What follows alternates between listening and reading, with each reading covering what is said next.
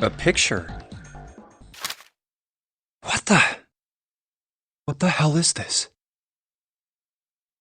This man with a mustache on the right.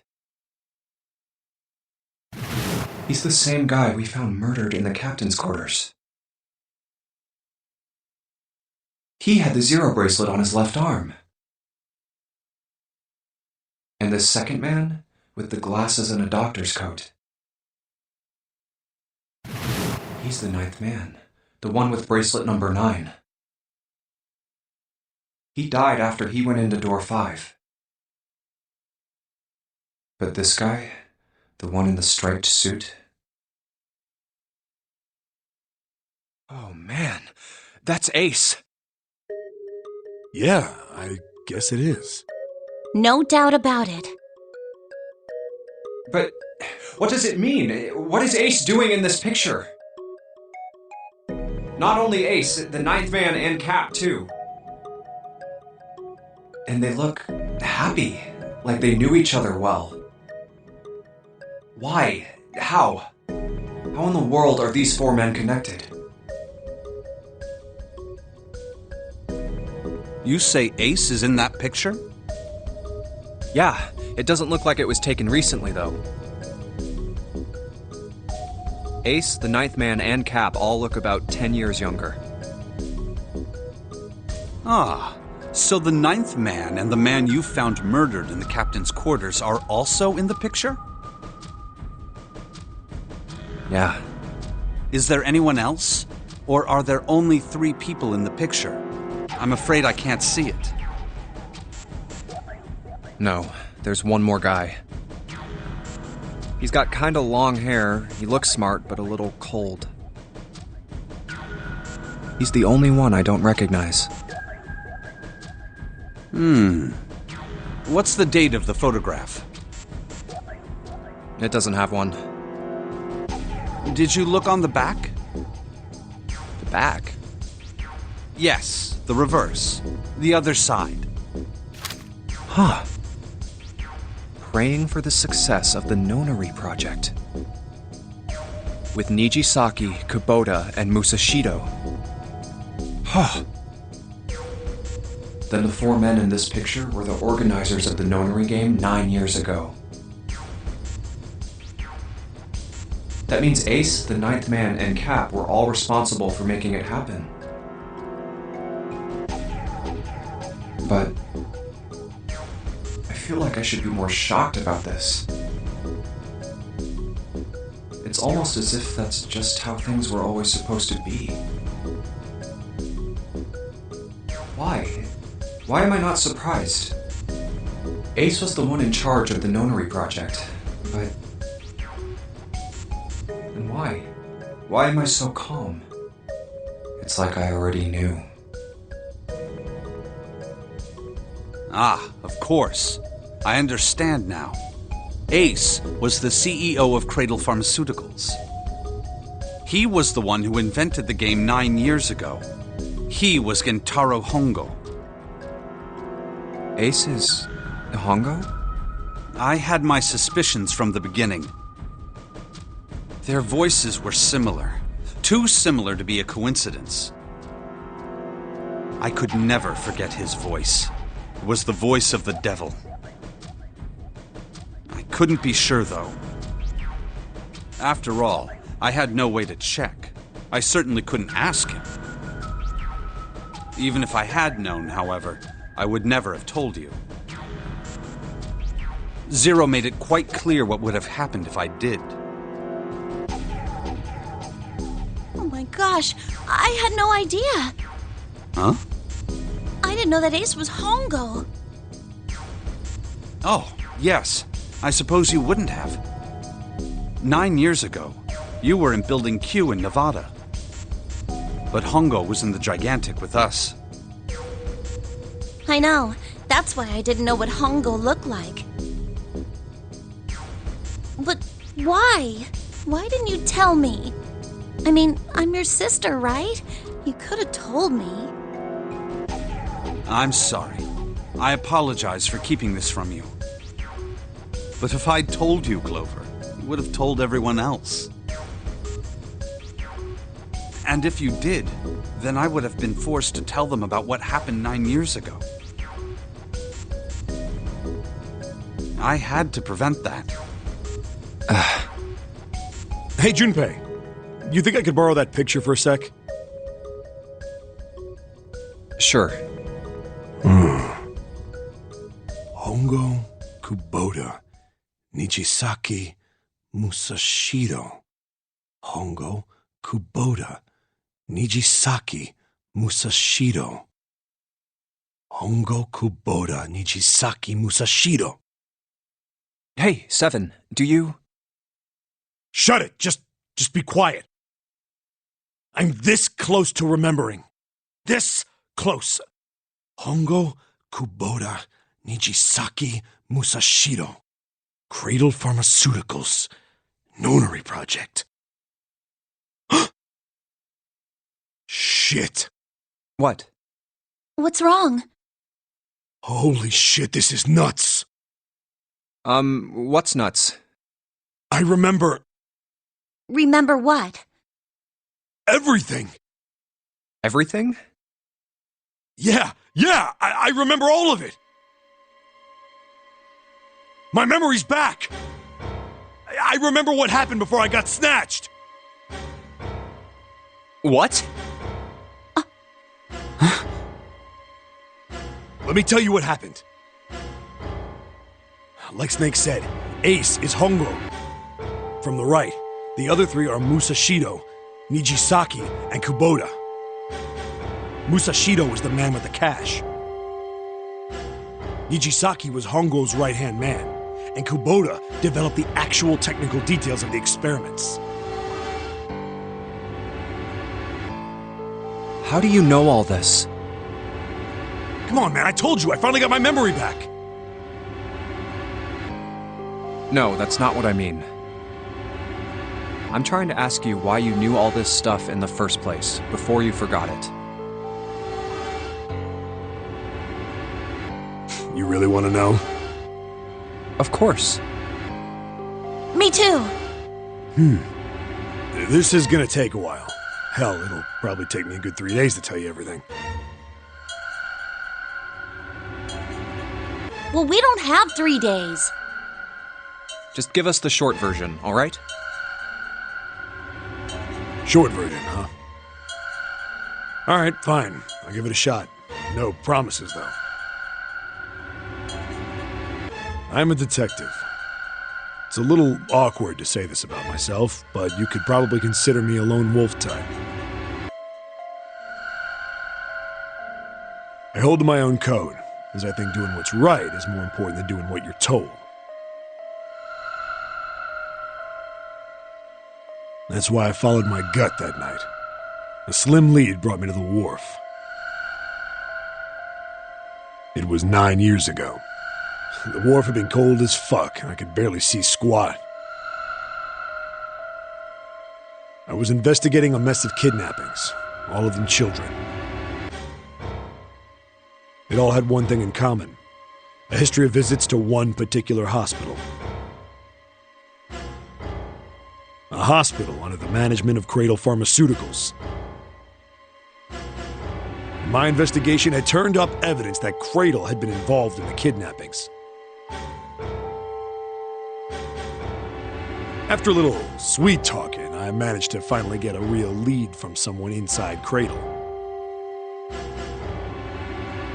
My source told me this.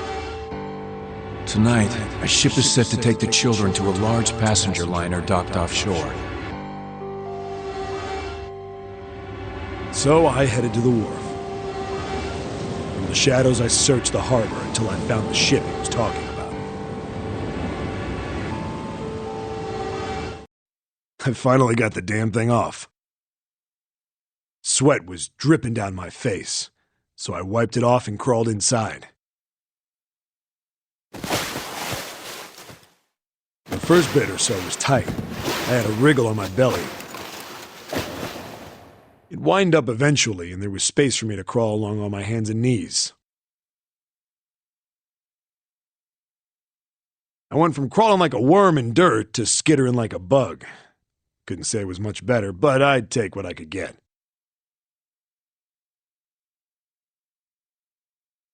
And when I'd been in the thing long enough to start wondering where it'd take me, a massive sound nearly scared the piss out of me. It was like a heavy metal door had just been slammed shut. Then there was a voice.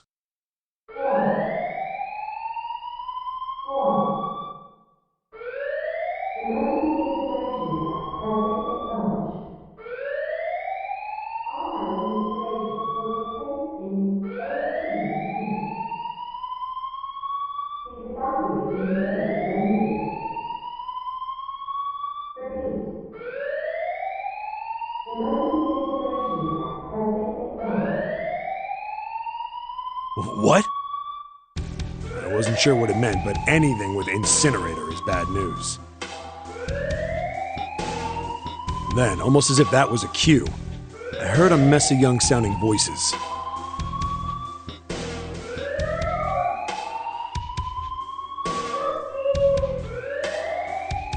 A bunch of them were straight up screaming in terror, and all the sounds together made a howl that made the hair on my neck stand straight up.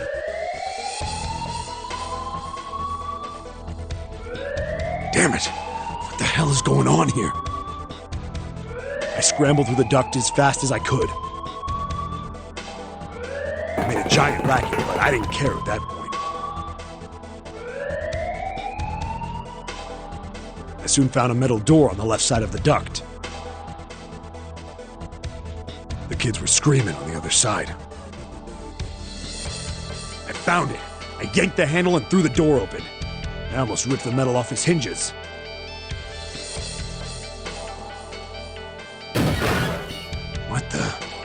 What the hell is this place? I couldn't believe what I saw. The room had a dome up top, and there had to be about 9 walls, all the same size. Up in the ceiling was an upside-down funnel. Almost like a chimney. I looked down. There they were, the kids I'd been searching for. They all gawked up at me, suddenly silent, for the moment, from surprise and fear. Scared of the room or me, I couldn't tell. Probably both, actually. Not like I can blame them running into a mug like this when they're already scared shitless. I snorted at my own dig at myself and turned to the kids. Don't worry, kids, I'm not your enemy. I'm one of the good guys. All of them stood there, frozen. Well, except one. He was a boy, slightly older than the others, in a private school uniform. Who the hell are you? He stepped forward and glared at me suspiciously. I'm a detective. I'm here to rescue you. It looked like they relaxed some the second I got the words out. How are you gonna help us? Where's the exit?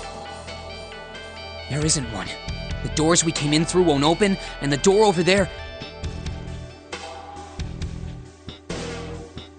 He kind of cut himself off. I think he was considering something before he changed his mind. Anyway, there's no point. We can't all get out of here. If we don't get out of here, we're gonna be burned to death. Burned to death? Can't you hear it? That voice said the incinerator's gonna start up soon. So...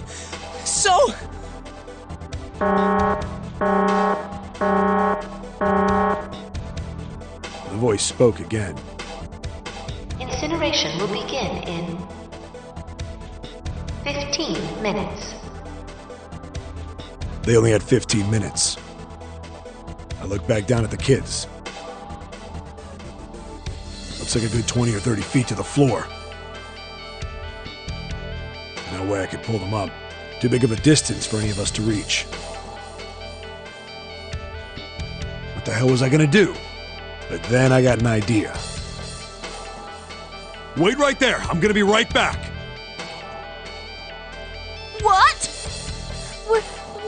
he going?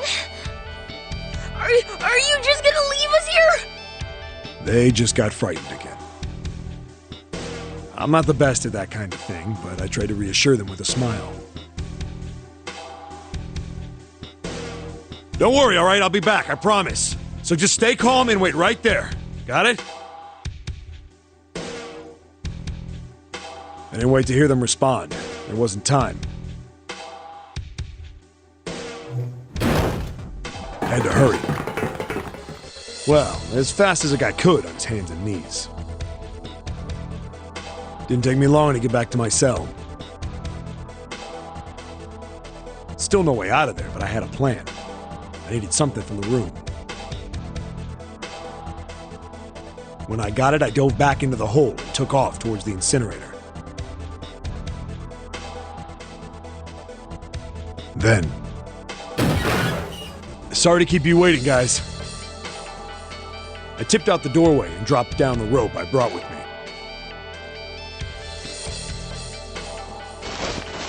Back in the cell, I'd torn the bed sheets into strips and tied them together to make a rope. It was sloppy, but it got the job done. All right, just tie that around yourself, okay? I'll pull you up one at a time. Right! Huh. Wait a sec. Something was off. There were more of you before. Where'd the rest of you go? The boy in the uniform answered. I let them go on ahead! We opened the number 9 door and they left! What? You're telling me you opened that door? That's what I said! Then what the hell are you doing here? We couldn't go with them! Why not? Look, the only people who can go through the numbered door... He was in the middle of explaining when...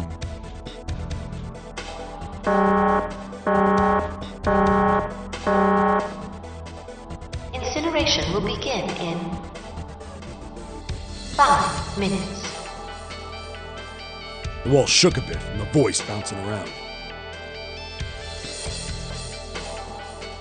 Look, that can wait, alright? Just get us out of here! Right! I grabbed onto the rope. First one I pulled up was a girl with a ponytail. Next was a girl with a red necktie. A boy in a jacket came after. He said he'd climb up on his own. The boy in the uniform was the last up. Like the other kid, he climbed up the rope himself. He looked pretty scrawny, but I guess he was stronger than he looked. He moved fast, but when he was almost to me, we heard some knocking. Everyone looked at the door. It had a thick, square window set into it. On the other side, an angry face was staring in. God damn it! What's going on here? Why is the room empty? Where the hell are those fucking kids?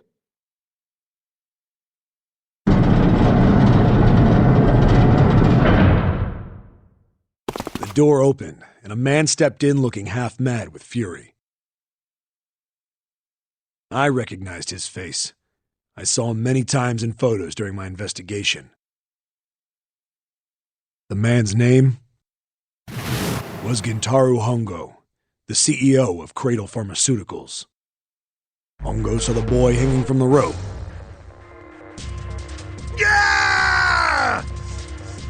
It was like he was an animal. He lunged for the rope. Hurry! I know! The boy in the uniform booked it up the rope. You son of a bitch! Get back here, you little shit! 15 feet. 10. The second I could reach the kid, I grabbed him. I hauled him up and tossed him into the duct behind me. No! No! Hongo had lost it. His face didn't even look human. It was like the bastard pulled off his fake face. He was really a terrifying devil or some kind of damn monster.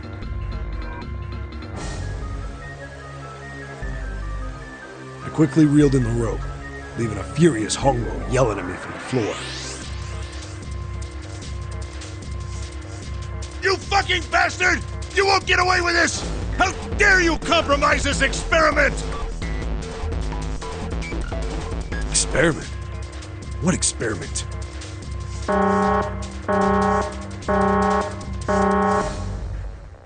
Incineration will begin in 1 minute. Hey, old man!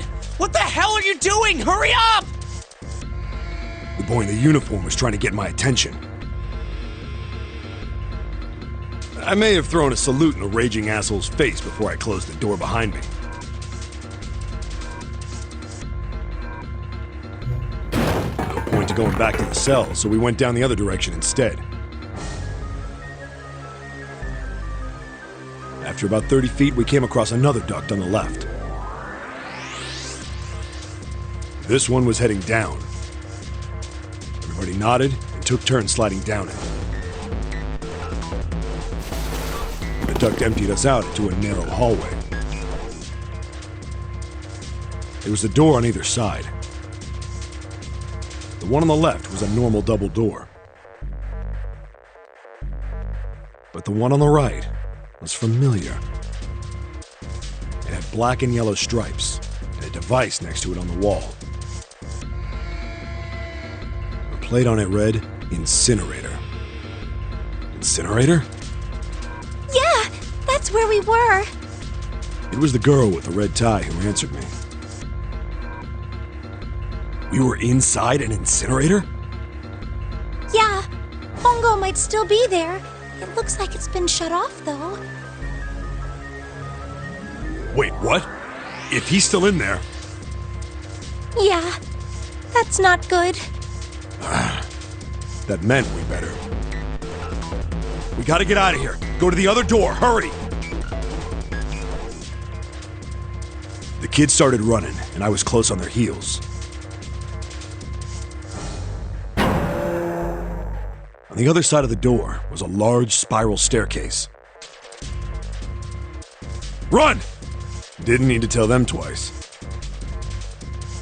We went up and up and up.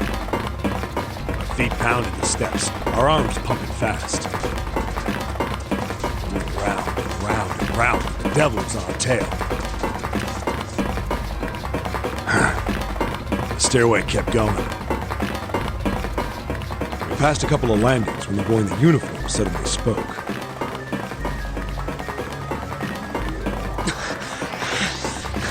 Something's up. Akane's not catching up to us. Akane? My kid's sister. The girl with the red necktie. Akane. That's strange. I didn't remember seeing that name on the list of missing kids. Hey! Akane! He kept his hands around his mouth and yelled.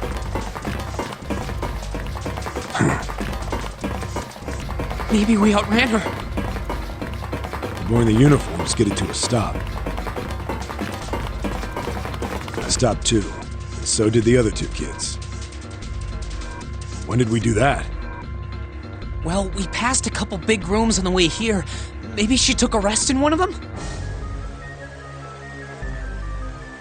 No, that's impossible. Sorry, Grandpa. You keep going. I gotta go look for her downstairs. He turned to go. Hey kid, wait! God damn it, I said wait! I don't think the kid even heard me. Fuck!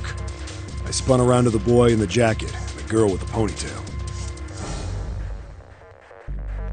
I'm going after him. You two keep going, alright? You got it? The girl nodded and ran up the stairs. But the boy... I'm going with you. I didn't have time to argue. I just nodded and took off down the stairs. I could hear him following me. We ran all the way to the bottom floor, calling for her. Akane was nowhere to be found. God damn it, where the hell did she go? I could tell the kid was frustrated. And then suddenly... Help me! Somebody help me! we heard a girl's voice. Akane! The boy in the uniform threw open the door and leapt into the hallway by the incinerator. We rushed in after him. I couldn't for the life of me believe what we were seeing. That bastard Hongo had Akane by the arm and was forcing her into the incinerator. Come on, goddammit, move! No, I don't want to! Let me go, please! Let go of me! She planted her feet squarely on the floor and was struggling to get away. But Hongo was bigger and stronger. She wasn't gonna win.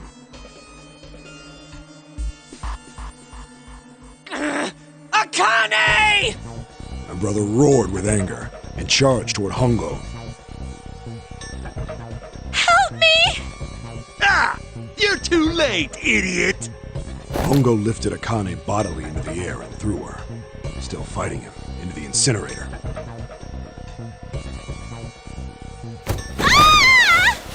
Before we could even blink, Hongo had leapt through the door after her. We saw him land inside.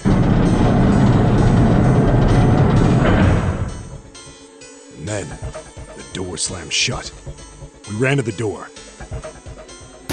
We did everything we could think of to get the thing open. But Fuck! It's no use! The goddamn thing won't move an inch! he started slamming his fists against the door. He was close to shattering his knuckles with how hard he pounded on it.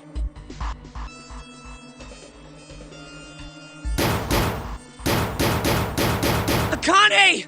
Akane! Are you okay? You came back!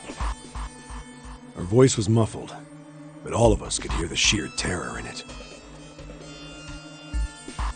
What should I do? I think I'm trapped in here!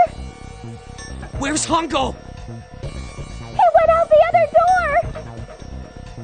What? Warning. Warning. Emergency incineration command has been acknowledged. Automatic incineration will take place in 18 minutes. Please evacuate the incinerator immediately. Repeat. Emergency incineration command has been acknowledged. Are you fucking kidding me? It's the same damn thing! Are you there? Yeah, we're here. Just hang on, alright? We're gonna figure out a way to save you. His words would have seemed like a sick joke to her if she'd been able to see how white and bloodless his face was right then.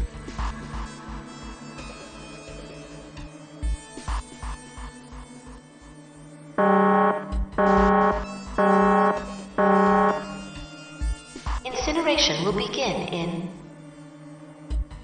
17 minutes. Please! Please help me! I'm really scared! I don't want to die, please! I don't want to die! I don't want to die! It's gonna be alright. I'll figure something out. I promise. I promise, okay? You hear me? I promise! It was torture listening to her sobbing on the other side of the door. Her brother was nearly crying himself. He could only stand there, fists clenched so tight his knuckles were white.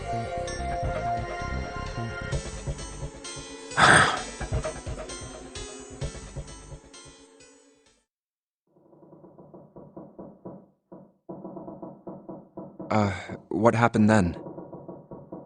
Come on, man. Put yourself in my shoes. It doesn't end good. You think I want to remember that? Then... Yeah. Shit. If I'd known it was gonna be like this, I almost wish I hadn't remembered. Hey, are you sure? Huh? Look, I don't want to ask this either, but... There's something I don't get. So if you could just tell me, did that girl, Akane, really... Yeah, I'm sure. There wasn't anything we could do. After a while, the countdown ended. And we heard something... burning. The fire stopped, but we still didn't move.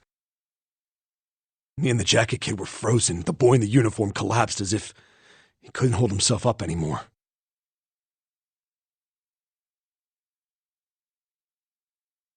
A few minutes passed. The door opened.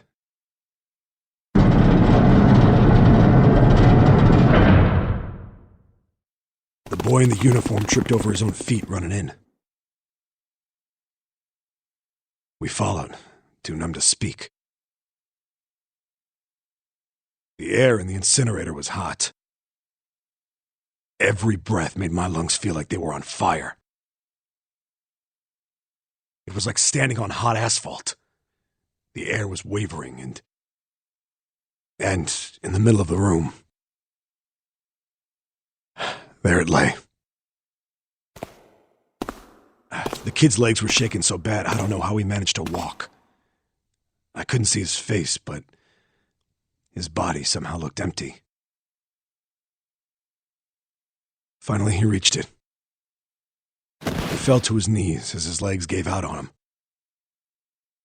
And then...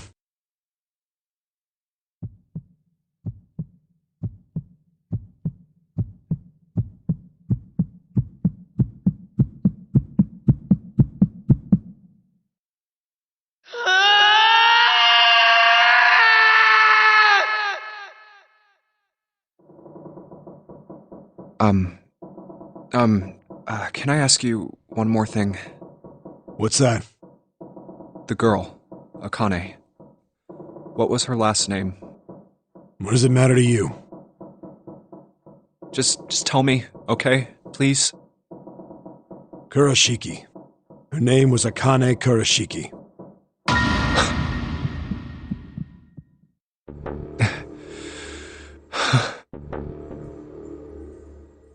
You were there that day, weren't you? The tall kid in the jacket. That was you, wasn't it? Yes, it was. You are correct, Detective. Don't misunderstand me. I told you before how Zero threatened me. There was nothing I could do. I couldn't say anything about what happened 9 years ago. So you're saying you're not working for Zero, right? Of course not. Clover, what about you? Hey, come on! You really think I'm working with Zero? I told you before, you idiot! I was in Nevada, in Building Q. I did hear that a detective rescued the kids on the boat, but... I didn't know it was you! Well, I guess I believe you. Alright, let me ask you another question. Santa's real name is Aoi Kurashiki. He's Akane's brother. You know that? No, I didn't. Did you? Well, yes. I know Aoi Kurashiki was her brother. But I didn't know he was Santa. At least not from the beginning. 9 years ago, he was in the middle of puberty. His voice is entirely different now. I'm ashamed to say that even my exceptional hearing wasn't able to make that connection. As such, I had no reason to think Santa was Aoi. When did you figure it out? Clover told me that Santa might have been one of the subjects of the initial experiment. It was only a short while ago, while we were leaving the library. When she told me that, I had a feeling. Santa is Aoi? Akane Kurashiki, Jun's brother? There's still a lot we don't know. I mean, like, a lot. But there is one thing I think we can say we know. What's that? The body we found in the shower room. It had to be Nijisaki, dressed up to look like Snake. What?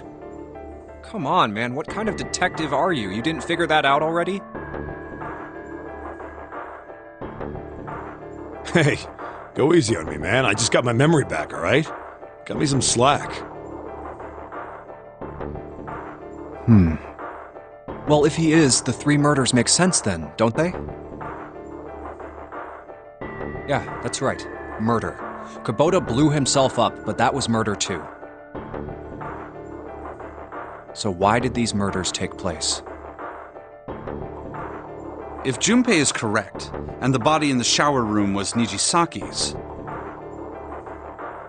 that means all of the people who were murdered were involved with the creation of the Nonary project.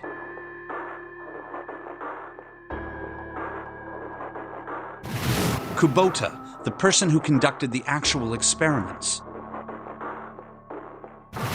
Nijisaki, Hongo's assistant. Musashido, the man who financed the project. You mean this was all just revenge? Santa is Zero. He's getting revenge for the death of his sister. That's why he killed them. No, I don't think Santa actually murdered anyone. If I'm right, then it's not hard to figure out who the next victim's gonna be, is it? I'm pretty sure I don't have to tell you. Yes. Yep. Right. The next target will be Gentaro Hongo. The person who planned the Nonary project. In other words, Ace. What? What the hell's going on here? It must be 6 a.m. Our time is up. Shit! Come on, we need to get out of here. How? I'm betting this sucker opens the exit. Come on, let's go.